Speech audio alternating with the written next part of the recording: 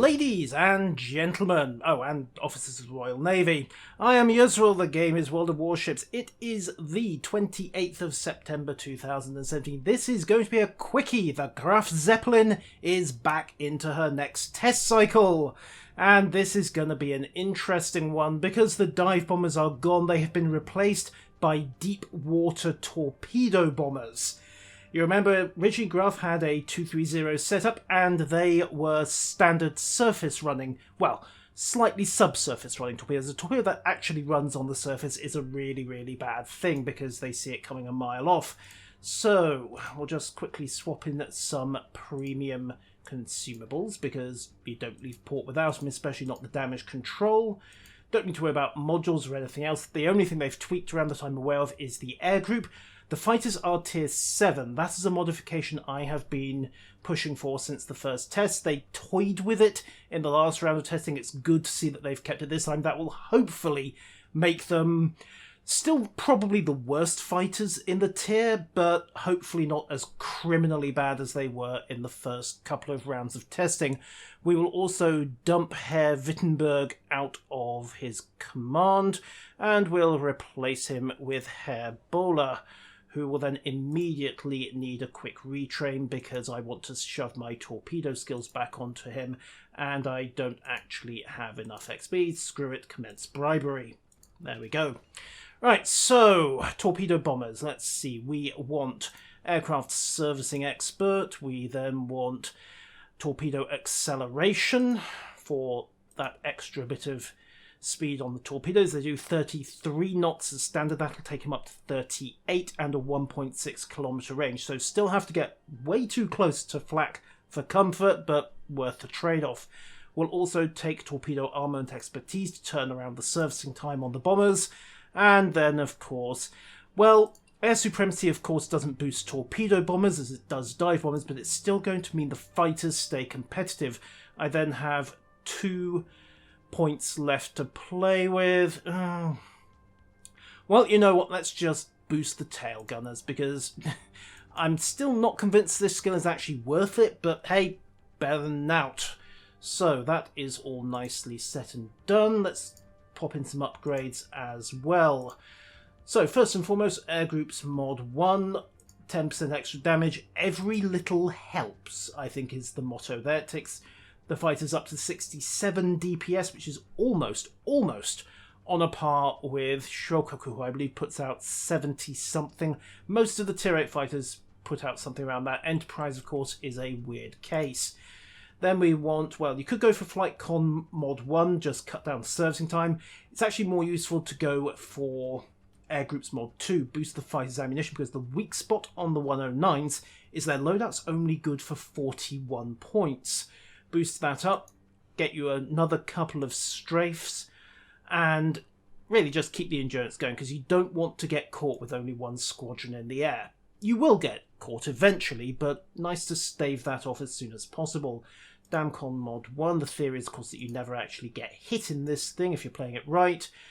And then likewise Dummkopf mod 2, cut down on the fire and flooding times. And concealment mod 1, because stealth is good and not getting shot is the best armour there is. So, Captain set, modules set. Camouflage, of course, is the standard tier 8 premium, so... That's interesting. Where'd her premium camo go? That's very interesting. We appear to have had a rather scantily clad Graf delivered. Wargaming? Interesting. So, base detection 14.6 with a concealment module. Let's just slap on a Type 5 camo down to 14.1. Yeah. Yes, hopefully that won't get this video rated mature. I may have accidentally shown a less than clad ship. So, with that out of the way, we will also slap on, yeah, 1 Victor Lima and 1 bonus flooding. Don't need to worry about a Juliet Charlie. Yes, I've run out. I have not been fun and enraged for some time now. And then we'll back that up with a Papa Papa and a Mike Yankee. No, actually, we'll go with November Echo just to give the tail gunners a bit more of a, well, I'd say a chance, but they really don't have one. It's more of a, you might die a little more slowly. And then for giggles, load the red Roger. Yes. As I remember, that actually means no quarter. So, well, let's face it, no one shows any quarter in this game anyway, unless something very weird is going on. Alright, done, set, to battle. Let's see how this goes. This is going from cold. This is just a quickie to see where we go. For those of you wondering about the clan battles, yes, I plan to put a video out on them. Yes, it's actually scripted and sat on my other monitor. I just need to get some extra asbestos in first. I have a suspicion my opinion is not going to be wildly popular. But we'll see. Hopefully I will be able to get that out in the next day or so. But we do need another carrier in the matchmaking. Come on, guys. Give me a strike, Lexington. Come on. Come on. Strike, Lex. Gimme. Gimme. At this point, I'd take anything. There we go. We have a battle. What have we got? Please be a strike Lex or another Graf. Those are the only two carriers I'm happy to see when I'm working with Fraulein von Zeppelin. What do we got? Come on. Come on. Don't keep us in suspense, game. Ah, it's another Graf. And he's divvied up with a Tirpitz. This could get interesting indeed. Well, on the bright side, if he does decide to nuke me, which he shouldn't be able to, I have got 2 shots of defensive fire on this thing like all tier 8 carriers, then... But those battleships, those poor battleships, I don't think they quite know what they're getting into. Just looking at the paper stats on this thing makes me think I'm going to be feeling a little dirty by the end of a few games with this ship. So we'll set fighters 1 and 2.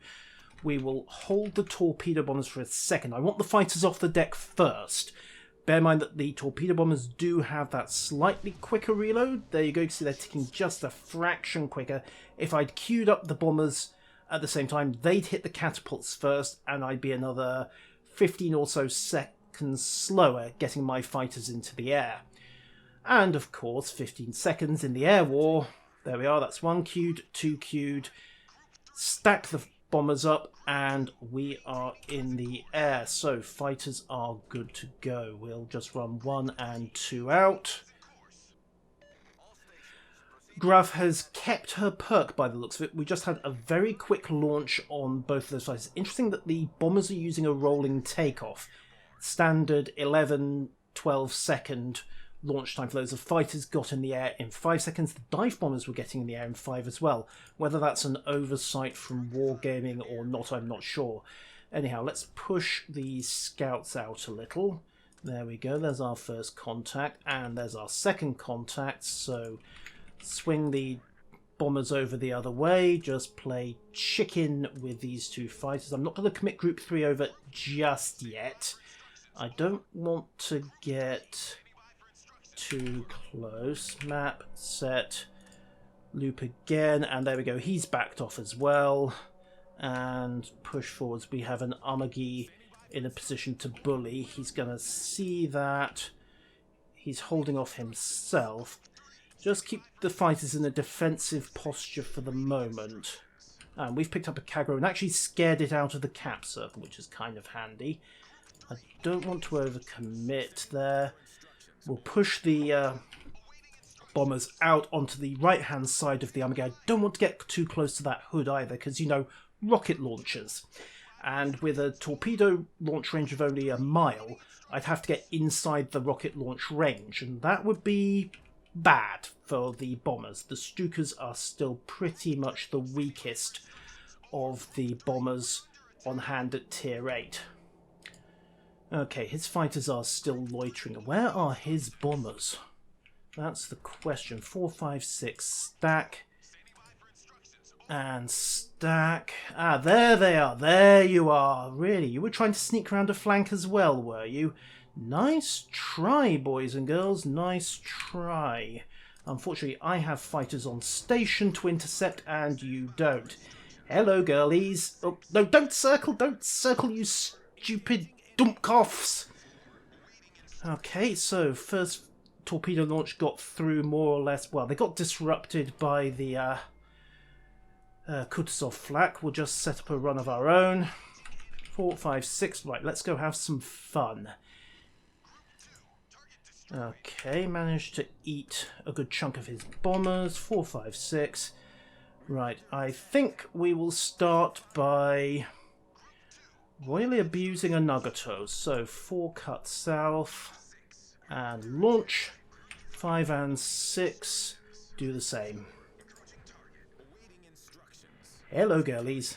Smack 2, smack 1. Oh, fun and engaged. Okay, 5 got shot down, however. Keep 3 on standby just to cover the exit. His fighters aren't trying to escape. And, yeah, 4 and 6 are on retrieval. I need to think about where I'm moving my carrier to. Move home plate over there, and we'll retrieve Group 3, who have also taken a fair bit of a knocking just from random flak, leaving them loitering close to enemy flak. Huh. In this case, I think it was the Hood and the Armagese long range that did most of that damage. Okay, let's see if I can bait you guys into doing something really stupid, like dogfighting over a Cleveland. No, they don't want to play. Smart guys. So, retrieve the bombers, retrieve that squadron of fighters as well. We'll rearm everyone there, turn them round. In fact, we'll get Group 5 into the air immediately. Oh wait, no, Group 6 already in the patterns, so no sneaky launch there. Group 5 launching 3 and 6 in the pattern. This is one of the big problems with carrier ops. You cannot launch and retrieve at the same time, so you do have to manage your launch and landing protocols a little carefully. Right, so who can we bully next? The Armagese probably not a good choice. The Hood is definitely not a good choice, thanks to all that flak. Got a couple of cruisers, but we'd have to clear their fighters out the way first. Okay, this flank still looks like a good choice, but I only see 1 fighter squad. I wonder if he's done what I did last time I went for a symmetrical deployment. No, there's his second fighter squad. He's still loitering them over. We'll bring Group 3 up to replace Group 2. And once they're on station, we'll pull Group 2 back and rearm. 4 and 6 are rearmed as well, so get them in the air. And, oh, there's the fun party coming in again. So, again, set for intercept. Try and intimidate him off. He's not going to go for it. Set the intercept this time. Hello, kiddies. There we are. That's pulled the worst of it out. Group is still going to get through. Very short arm distance, but the North Carolina managed... Well, I say that. She kind of got away with it. I wouldn't say it was total success. 4, 5, 6 stack up. Let's go. Let's see if we can't get the Armagese this time. Group 3 circle. And if he is... No, he loiters his fighters for a second, but I'm not going to risk it again. And the North Carolina's flooded out. 1 battleship each. 4 and 6. Cut your stack to there. Group 5 push there. In fact, Group 4 cut over to one side as well. Group 6 maintain there. Actually, no, complete change of plan. 4, 5, 6 all stack. The Armagese is turning away, so we're going to adapt our approach a little. I wonder if that Chapayev's got defensive fire. He probably has. So I don't want to set him off, but we will loiter Group 6 overhead. Group 4 can kick in. Group 5 can kick in. Group 6 on standby. There's the defensive fire. Not that it's really going to make a huge difference here. There we are. Running 1, running 2. 1, 2. And subsequent hit. Nails the Armagese. So much for that. His fighters showed up, but too little too late. I don't mind trading a third of my bomber wing to nail a second battleship and leave his fighters completely out of position to support a strike over onto this side, which I'll be able to stack up just as soon as the bombers are replenished. And with 2 enemy battleships gone on this side, hopefully the Tirpitz and the Armagi under our control will be able to just very successfully bully that Chapayev into submission. In fact, last strikes are being administered. Press F. There you go. F has been pressed, ladies and gentlemen. So, we've seen what this thing can do to battleships, and it's frankly very little short of obscene. Group 3 and Group 2 are on standby. We'll just put them on a blocking position against his fighters, because our next victim, assuming she's still alive when the bombers get there... Oh, never mind. Scratch that theory. Little Miss Tsundere is going down hard. Not like that, I might add. There we go. She's out of it.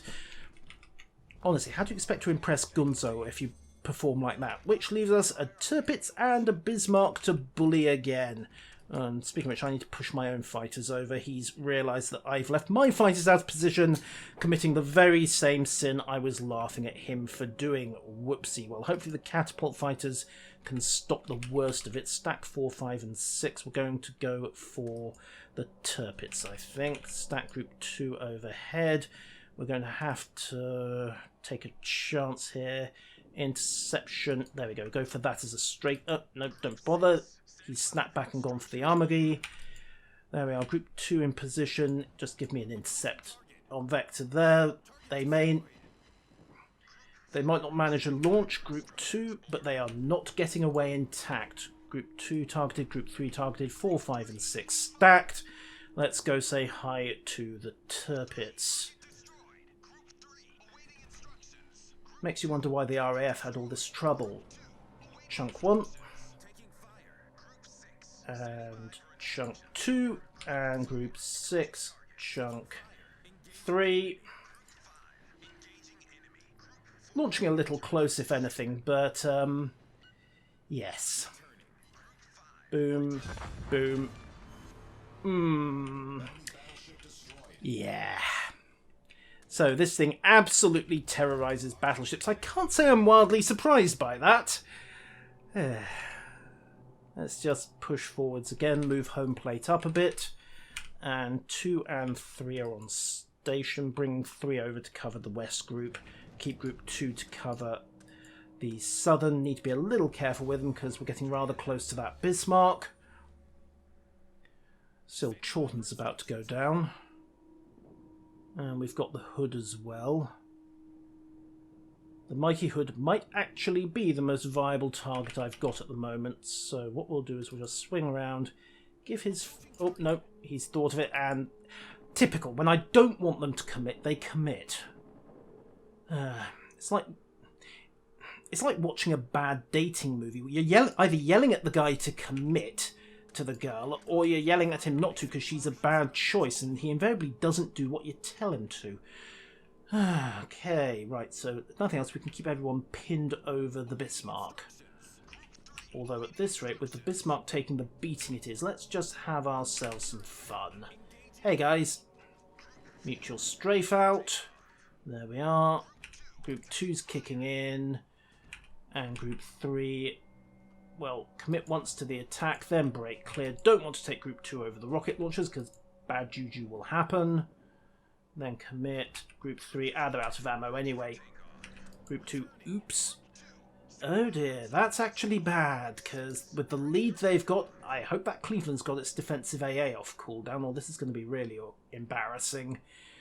On the bright side, the Nagato's close enough to the line that the torpedoes probably won't arm. Defensive fire, boys. Come on, don't let me down now.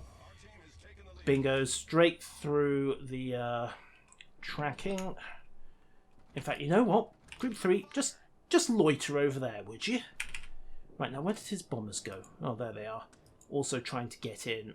3, 2, 1, 0. Yeah, they got a couple of fish away, but those are going to miss horribly. And looks like the 109s... yeah, that's what happens when you let 109s dogfight over hostile flak. It does not end well. Group 3 can go back and get their breath. Group 4, well, The mighty hood is not going to be quite so mighty by the end of this one, and that's game over. Okay, so snap impression of the Graf Zep, death to battleships. I'll run a ship stream of this ship later on, probably either this weekend or Monday at the latest, and we'll take a more comprehensive look at her later on. But ladies and gentlemen, that is literally the first game of the Graf Zep's latest iteration. 3 dead battleships, 22 dead planes. Even the other Graf Zep, who didn't have a great game, bagged 2 kills himself, both battleships. We're going to have to wait to see what they can do against cruisers. We already know they don't have the ability to even scratch a destroyer, but the torpedo terror is back, or at least that's the first impression. Until next time, ladies and gentlemen, farewell.